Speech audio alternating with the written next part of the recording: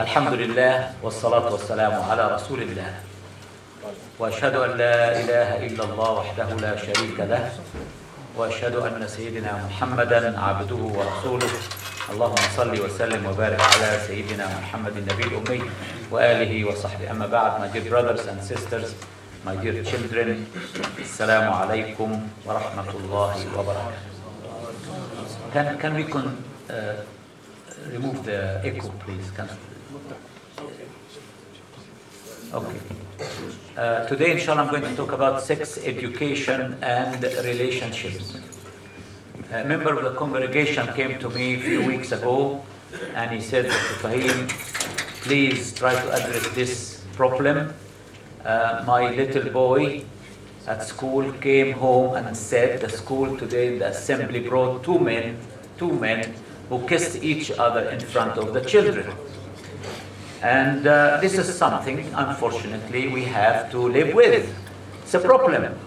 So we have to talk about it. We have to follow certain procedure in order to deal with the problem, because we live in a community where this is permissible now. It's going to become the norm. So our children and our grandchildren will be affected by it. What action should we take?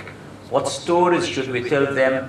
And how are we going to face the future when, if you stand up and say this is haram or this is unlawful, you might be accused of being radical.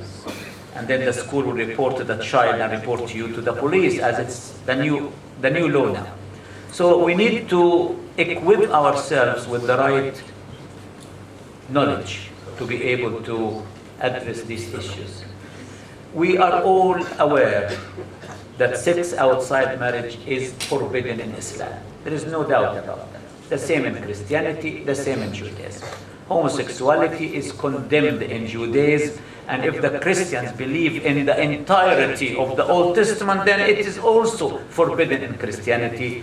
It's forbidden in Islam because Allah subhanahu wa ta'ala refers in the Quran to the story of Prophet Lut alayhi salatu wasalam and his people and the destruction of their cities, which is in the Old Testament.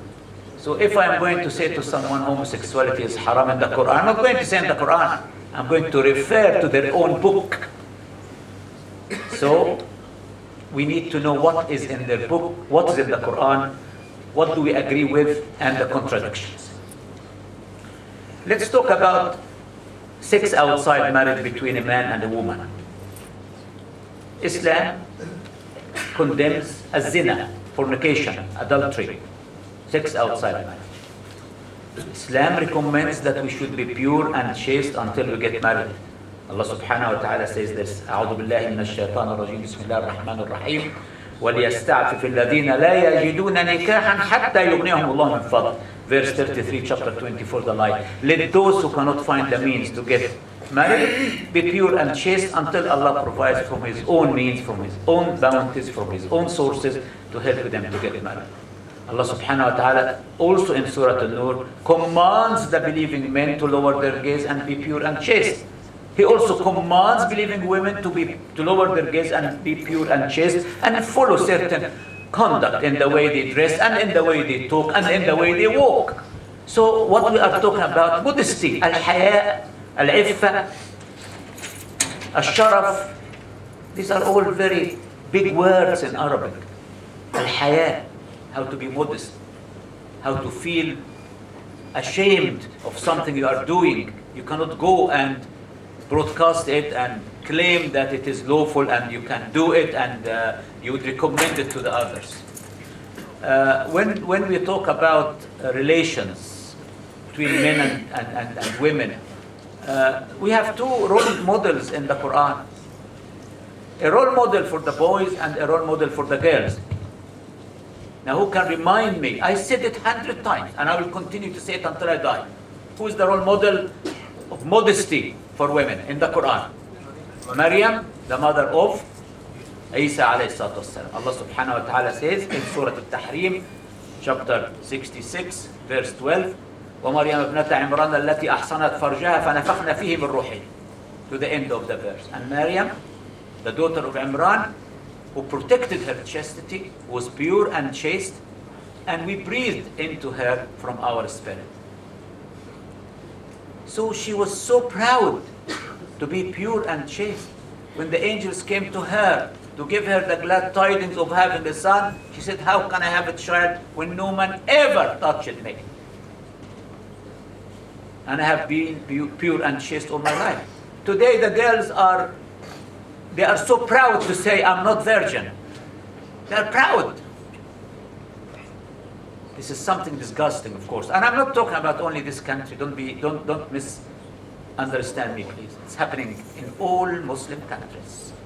If you think it's not happening, then we are stupid people, and we are trying to be just put our heads in the sand like the ostrich, with the bum all the way up and the head in the sand. This is the proverb. That's the meaning of the caricature.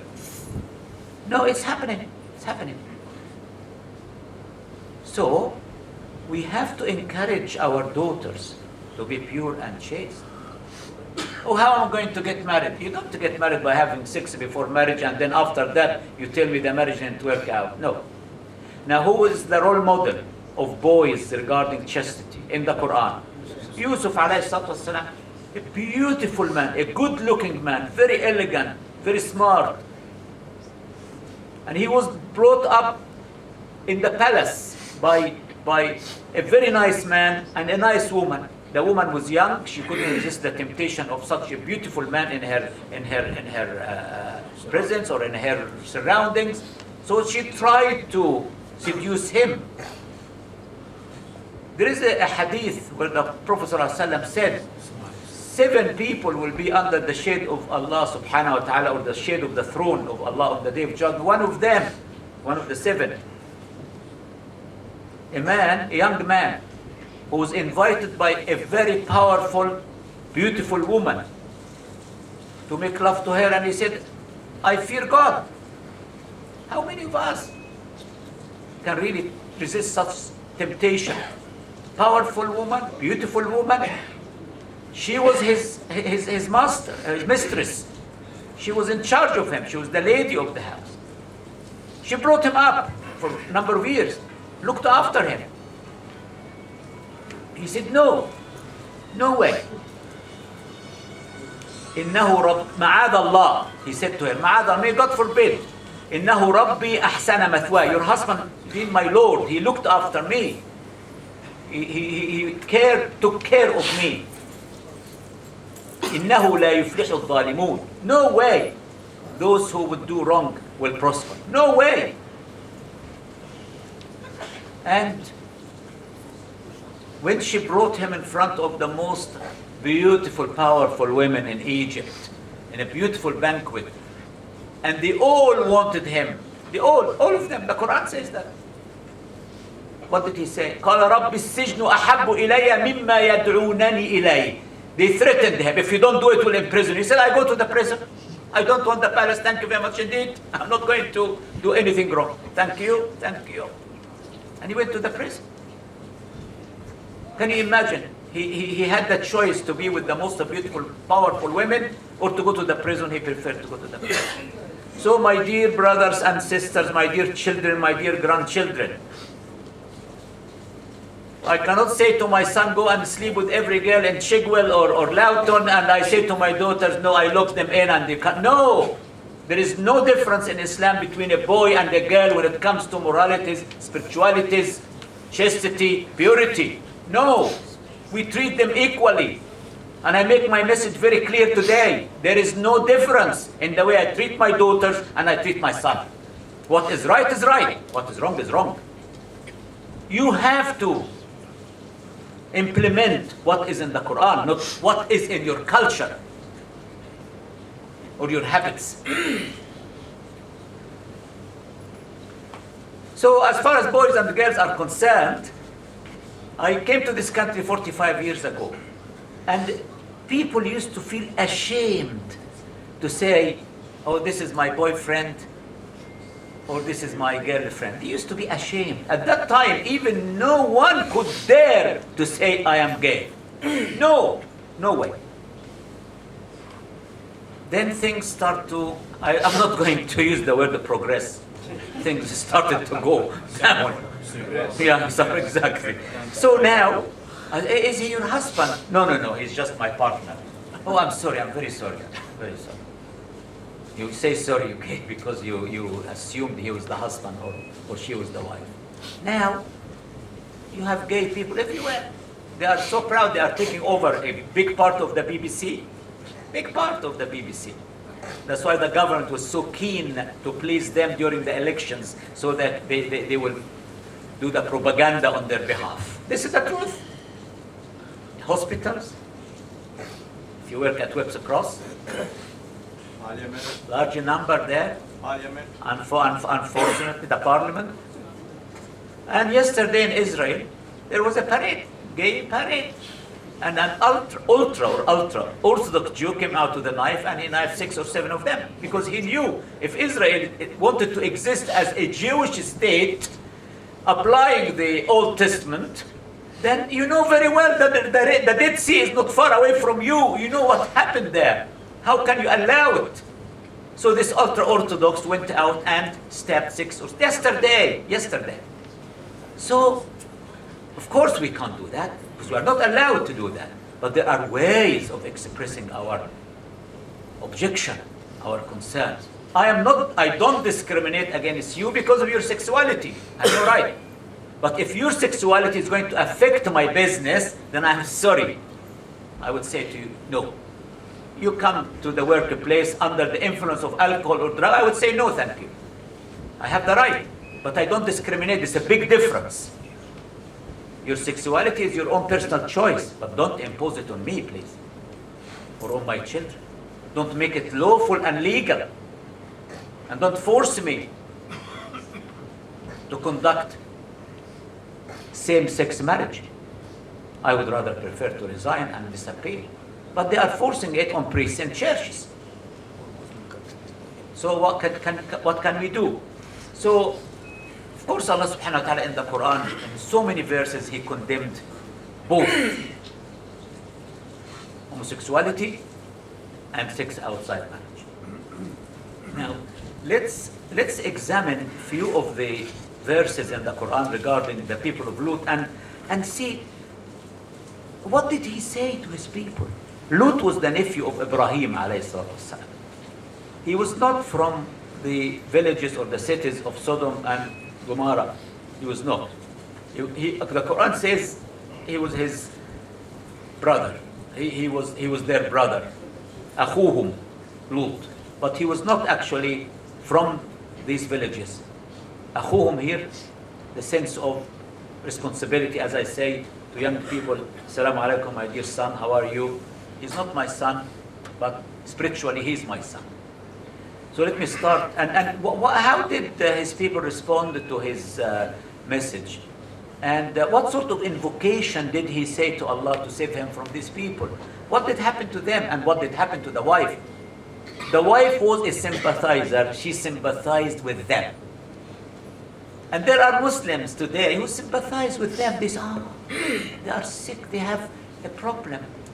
They have physical differences from the straight people. This is amazing. You call us straight and you call them, crooked. The opposite of straight should be crooked, actually.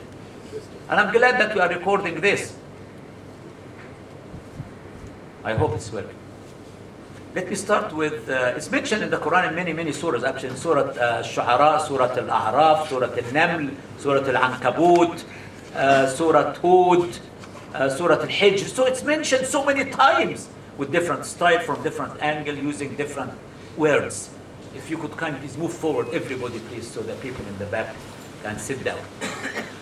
أعوذ بالله من الشيطان الرجيم بسم الله الرحمن الرحيم. I'm reading from Surah Al-Shu'ara, the poet, chapter 26, starting from verse 160. 160. If you are taking notes or you have a mobile, get it out and look at the chapter. كذبت قوم لوط المرسلين. The people of Lut rejected the messengers. إذ قال لهم أخوهم لوط ألا تتقون. Don't you fear Allah? Their brother Lut said, don't you fear Allah? Don't you have any consideration for Allah? إني لكم رسول أمين. Surely I'm a messenger worthy of all trust. فاتقوا الله وأطيعون. Fear Allah and obey me. Please. وَمَا أَسْأَلُكُمْ عَلَيْهِ مِنْ أَجْرٍ. I'm not asking you to pay me anything. I don't want any remuneration from you or any reward from you. إِنْ أَجْرِيَ إِلَّا عَلَى رَبِّ الْعَالَمِينَ. My reward, my payment comes from Allah. Thank you very much. I don't want anything from you. Alhamdulillah. أَتَأْتُونَ الذُّكْرَانَ مِنَ الْعَالَمِينَ.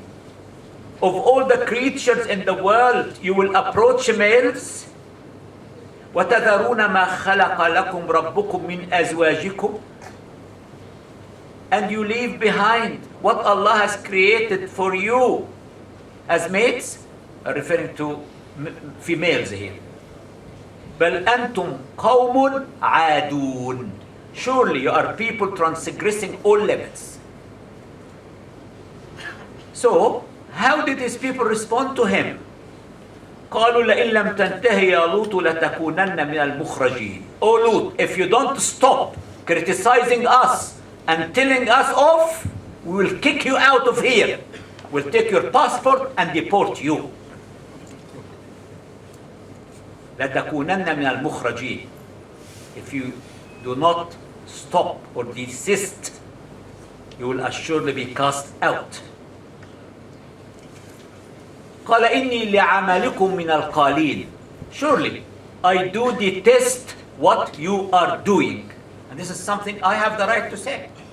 I have the right to say. And nobody should blame me for saying that. I'm sorry, I don't like what you are doing. It's your choice. If you are taking drugs or drinking or womanizing or homosexual or committing adultery, I'm sorry. رَبِّ نَجِّنِي وَأَهْلِي مِمَّا يَعْمَلُونَ. This is the prayer we should all say. We should write it, stick it on the front door and say, رَبِّ نَجِّنِي وَأَهْلِي مِمَّا يَعْمَلُونَ. Oh my Lord, please save me, deliver me and my family from what they are doing. Lut alayhi salatu wasalam had no power over them. They were the majority. They became the majority. And now his help only comes from Allah subhanahu wa ta'ala. They refused his message. They refused his advice. And then at the end they threatened him to get rid of him, to kick him out if he doesn't stop criticizing them and complaining about what they are doing. So he invoked Allah. He said, firstly, he told them that what you are doing, I detest it.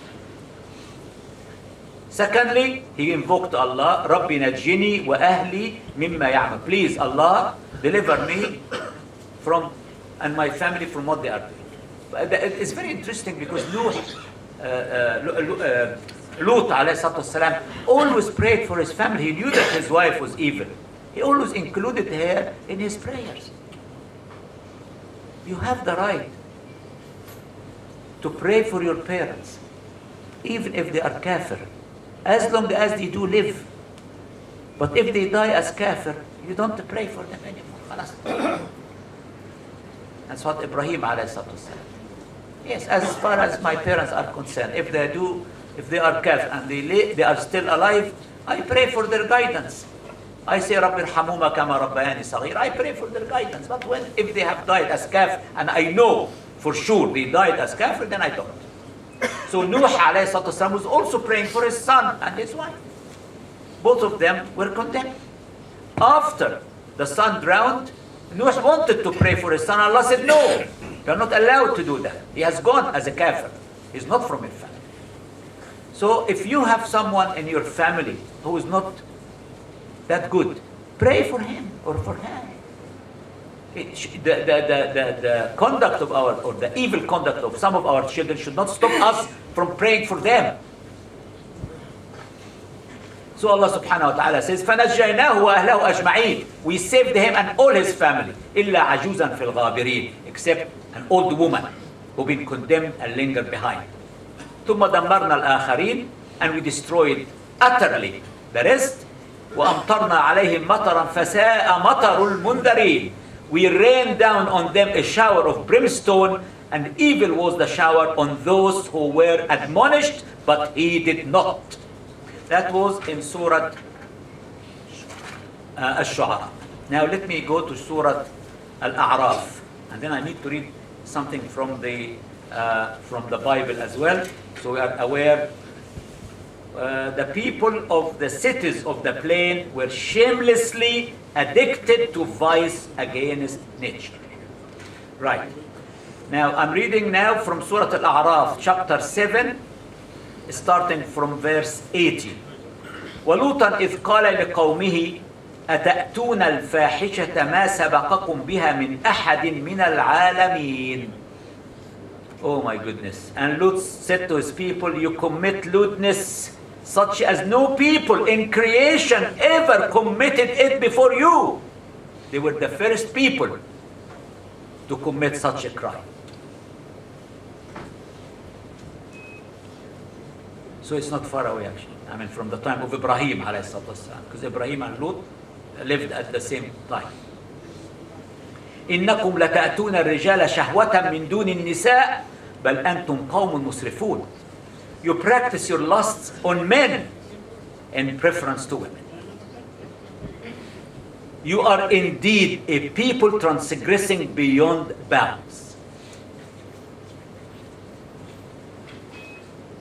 وما كان جواب قومه إلا أن قالوا أخرجوهم من قريتكم إنهم أناس يتطهرون. Can you imagine? The response of his people was, kick them out of your city, drive them out of your village. These are indeed people who want to be clean and pure. Oh my goodness. So the crime of Lut and his family, that they were pure. And this will be our crime.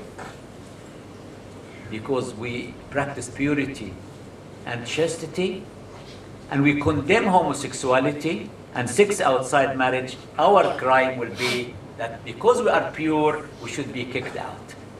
We have no place among a community which practice these things openly now. Openly.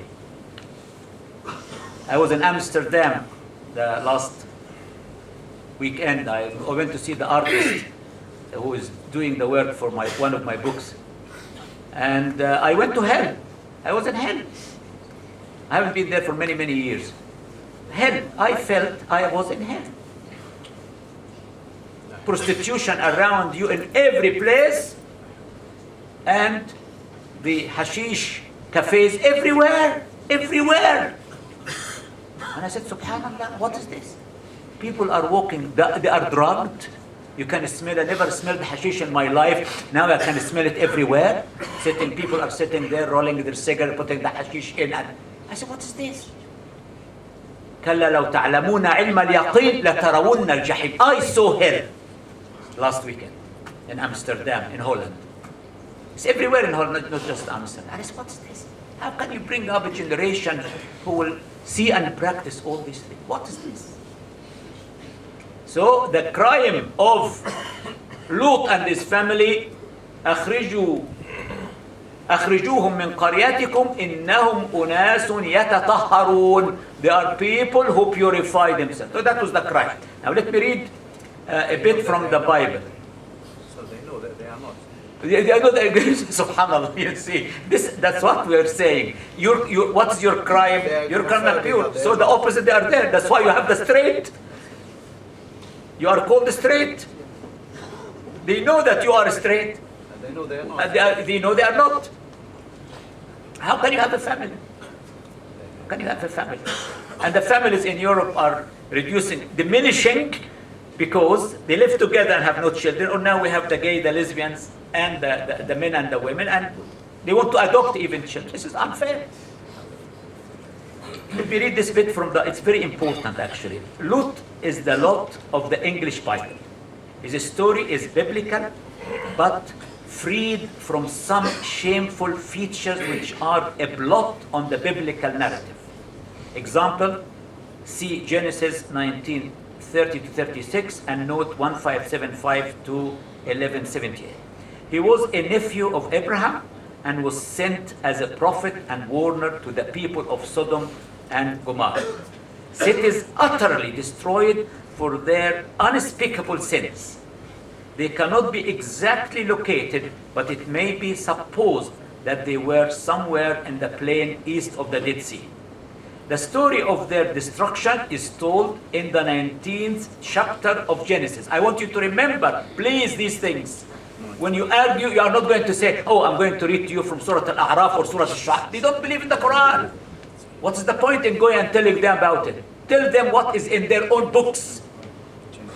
Genesis chapter 19. The inhabitants of Sodom, in the lust for unnatural crime, invaded Lot's house, but were repulsed.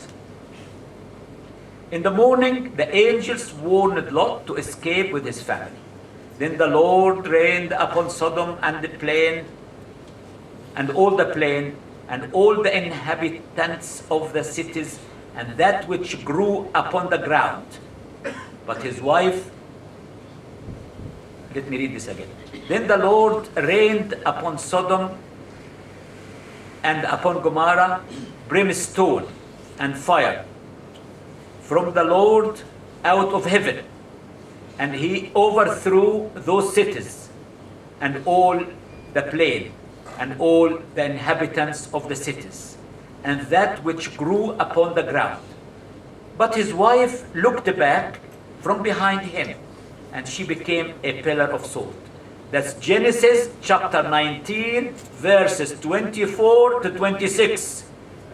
Note that Lot's people are the people to whom he is sent on a mission. He was not one of their own brethren, as was Salih or Shu'aib, but he looked upon his people as his brethren, as a man of God always does. Let me now read from Surah An-Naml, the ants. I'm reading from verse 54. ولوطا إذ قال لقومه أتأتون الفاحشة وأنتم تبصرون. Lut said, behold, do you do what is shameful, though you see its iniquity? And Salim, that's what you were saying. وأنتم تبصرون, you can see it. أتأتون الفاحشة وأنتم تبصرون. Do you do what is shameful, though you see its iniquity? أئنكم لتأتون الرجال شهوة من دون النساء. Someone said to me, where is in the Quran, a Muslim man, where in the Quran it says that they were homosexual, they were having sex with men? The Quran is full. أئنكم لتأتون الرجال شهوة من دون النساء بل أنتم قوم تجهلون. Would you really approach men in your lusts rather than women? You are a people grossly ignorant. The crime of the cities of the plain was against their own nature, and they saw its enormity, and yet they indulged in it. The ignorance referred to here is the spiritual ignorance. Is the spiritual ignorance. The ignorance of how grossness and sins that bring shame on their own physical and moral nature are doomed to destroy them. فما كان جواب قومه, the reply or the answer given by his people was أخرجوا آل لوط من قريتكم إنهم أناس يتطهرون. We heard this before, didn't we? We heard it before in the previous chapter. Drive out the family of Lut from your city. These are indeed people who want to be clean and pure. Oh my goodness. So you want to be dirty then? You are acknowledging that you are dirty. Just as simple as that. Now let me read something very quickly from Surah Al-Ankabut, the spider. ولوطا إذ قال لقومه إنكم لتأتون الفاحشة ما سبقكم بها من أحد من العالمين. He said to his people, you are committing lewdness, which nobody else before you committed such a sin. أئنكم لتأتون الرجال وتقطعون السبيل وتأتون في ناديكم المنكر فما كان جواب قومه إلا أن قالوا ائتنا بعذاب الله إن كنت من الصادقين. So in this verse, he accused them of committing three major crimes. And when he mentioned the crimes to them, they said to him, fine. If you are telling the truth, why didn't you bring the punishment of Allah on us? The moment they said that, the punishment came. قال رب انصرني على القوم المفسدين. Please Allah, again another invocation which you have to have it written on your front door. Oh my Lord, help me against people who do mischief. رب انصرني, make me victorious. Give me victory over those who do wrong. Now let me read the crimes to you. You indeed approach men and cut off the highway and practice wickedness even in your counsels. They infested highways and committed their horrible crime not only secretly but openly and publicly. Now the punishment comes. Even in their assemblies. The point here seems to be that they were not ashamed of it and that they practiced it publicly. Degradation could go no further. In the next 2 minutes or 3 minutes, let me read from Surah Hud, alayhi salatu wassalam.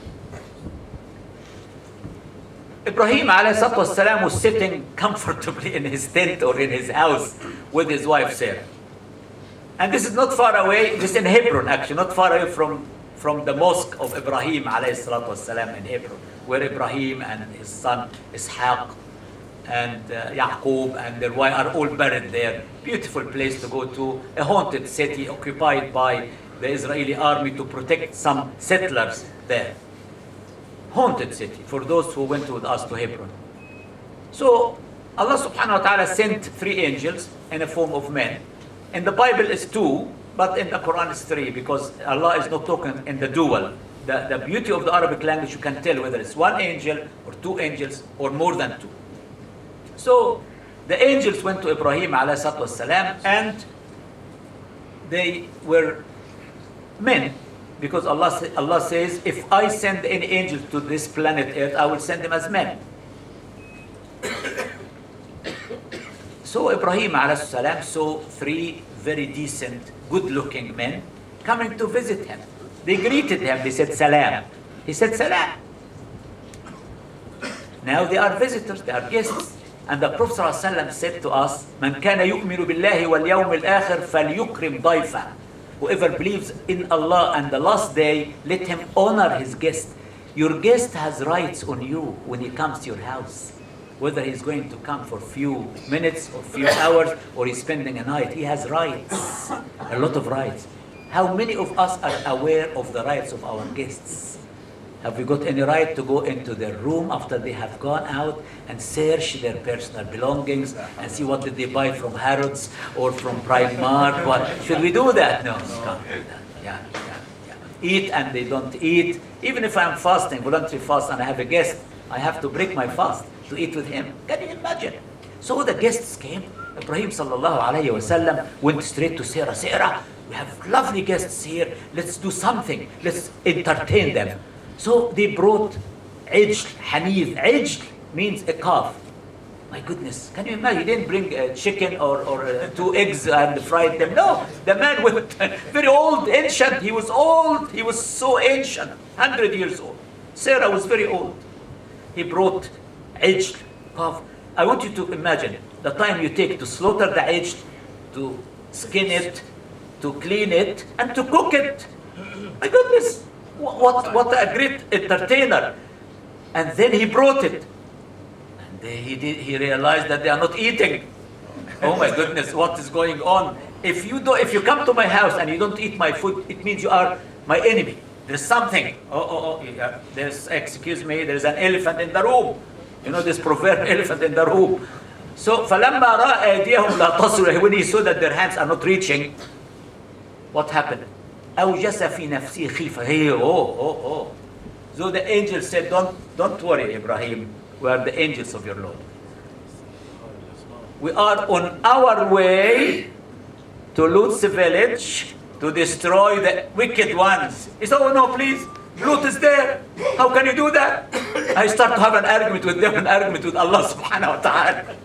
Subhanallah, he's having an argument with Allah. So Sarah was there. She was happy that the angels were in their home. فضحكت. She smiled. She was happy. فبشرناها بإسحاق ومن وراء إسحاق. We gave her the glad tidings. The angel said, you are going to have a son called Ishaq and a grandson called Yaqub. Oh my goodness, she said, excuse me. She went like that. فسقت وجهها وقالت عجوز عقيم. Excuse me, I am so old and barren all my life. How can you give me glad tidings of having a child? So Allah said, this is my will. It will happen. So now Ibrahim is arguing with them regarding Lut. The angel said, don't you worry. We will save him and his family. Don't you worry. So now the angel traveled not far away, because we traveled. Those who came with us to the Holy Land, we traveled on the same day from Ibrahim's place now. This is the mosque, this is his place, and we traveled to the Dead Sea down there. It doesn't take very long. And the angels you don't take transport, they fly. Okay, so Stansted Airport is nearer to them. So they went there, and when they went to Lut, oh my goodness, he looked at them so beautiful, so attractive. What is going on? So the wife went out and told the people, look, there are 3 beautiful men in my house, in my husband's house. So the people came running. The Quran says that. Running! Oh, Lut, we want them. Excuse me. أليس منكم رجل رشيد? Is there not among you a single right-minded man? He said, please. And his people came rushing towards him, and they had been long in the habit of practicing bad things, evil things, lewdness. He said, oh my people, here are my daughters. They are purer for you if you marry. Now fear Allah and cover me not with shame about my guests. أليس منكم رجل رشيد? There isn't a single person among you who is right-minded. It's beautiful. And you think about it. When you talk to all these people who are trying to convince you that homosexuality is normal. We've been born like that. No. Allah created us like that. I don't have any attraction towards women. By the way, this is being practiced in a lot of Muslim countries. So don't think it's only practiced in Ilford or Loughton. Okay? It's practiced everywhere in the Muslim world. Even pedophilia. In Saudi Arabia, I know. In Sudan, in Egypt, in Iraq, it is part of their lifestyle. So don't fool yourselves and think, oh, Saudi Arabia, no way. No, it happens more than that even.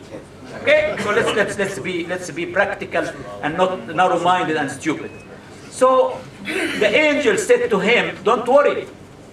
We are the angels of your Lord. They will never be able to get to us. No way. So we want you to leave the house before the morning. You and your family.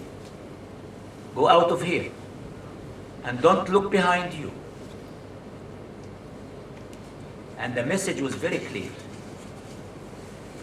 قالوا يا لوط إنا رسل ربك لن يصلوا إليك. O Lut, we are the messengers of your Lord. By no means they shall reach you. فأسر بأهلك بقطع من الناس. You remember when we talked about the Isra and Mi'raj? That was a form of Isra, journey by night. So take your family by night and leave. People are asleep. Go out. Get out of here. And don't look behind. إلا امرأتك. Unfortunately, your wife, he told him that. Your wife is going to look behind. إنه مصيبها ما أصابها. She will have the same fate like them. إن موعدهم الصبح. Their appointment is the morning. أليس الصبح بقريب. Now they are trying to comfort him. Isn't the morning very near, very close? Be patient, don't worry. Get out of here. فلما جاء أمرنا جعلنا عاليها سافلها وأمطرنا عليهم حجارة من سجيل منضود. When our decree was issued, we turned the cities upside down and rained down on them brimstones hard as baked clay. A volcano, a huge volcano erupted. Layer on layer. Marked as from your Lord. Nor are they ever far from those who do wrong. وَمَا هِيَ مِنَ الظَّالِمِينَ بِبَعِيدٍ. So, the wife turned back. She looked behind. Allah turned her into a pillar of salt. And when we talk about the daughters, there is something in the Bible which unfortunately, you see, the biblical narrative suggested that the daughters were married and their husbands were close by, and this again Genesis chapter 19 verse 14, and that these same daughters afterwards committed incest with their father and had children by him. Genesis 19:31. All lies, all lies. They put the father to sleep, they made him drunk, and they had sex with him or whatever. The Holy Quran nowhere suggests such abominations. So I'm going to stop now because I'm almost time of Dhuhr, time of Adhan. And may Allah save us. May Allah save us.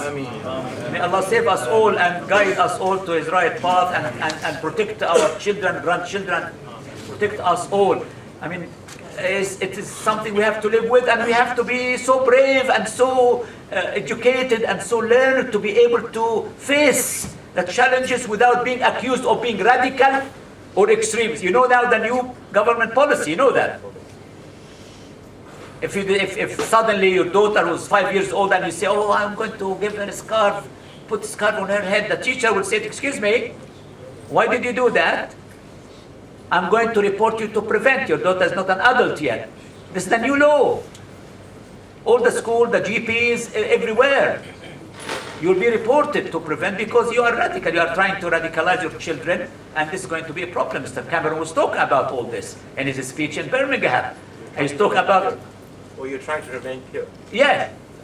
Fine. Okay, fine. We have 5 years within which they... So, which Islam to follow? The Taliban Islam or the Saudi Wahhabi Islam or the Shia, what's his name, Khomeini's Islam? What Islam? What Islam? Which Islam are we going to follow? So wait for the next book to come out, inshallah. Right, I have a very quick announcement to make, please. UK charity number, so-and-so, multi-sport, Salam Education Services. This brother Ibrahim Salam here, and qualified and trained sports coaches who are, I can't read this, checked I think.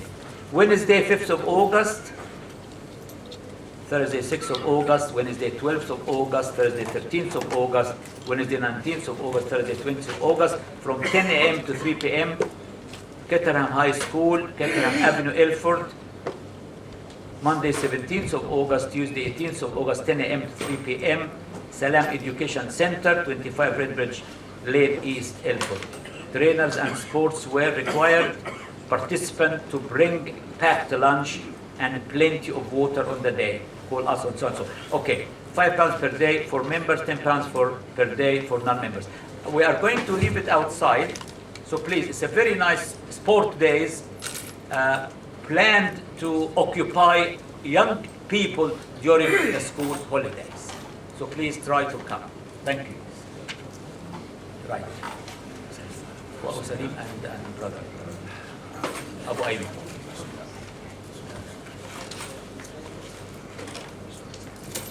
الله أكبر الله أكبر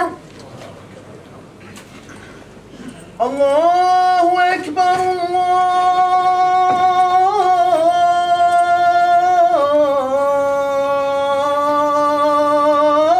الله أكبر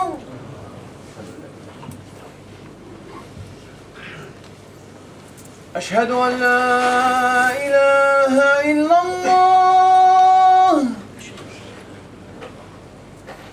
أشهد أن لا إله إلا الله